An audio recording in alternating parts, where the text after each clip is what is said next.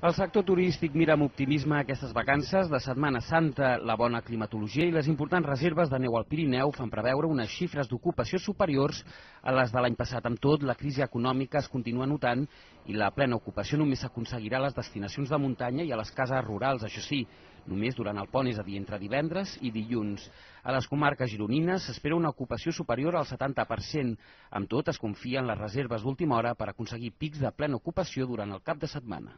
En termes generals, el públic és públic català i una mica espanyol, per tant, en desplaçaments de curt recorregut tenim més facilitats d'improvisar i apurar més. A la Costa Daurada s'esperen també bones xifres d'ocupació, sempre tenint en compte que la temporada de platja encara no ha començat. Concretament, les previsions diuen que se superarà el 54% de l'any passat. On s'espera amb ànsia l'arribada de la Setmana Santa és a les cases rurals de les Terres de l'Ebre per remuntar en aquests dies un any molt dolent. Tenim tota la setmana el pont, que és el que és els 4 dies de pont, és plena ocupació. I llavors els altres dies és la meitat. També penjaran, en algun cas, el cartell de tot complet a les comarques de Lleida.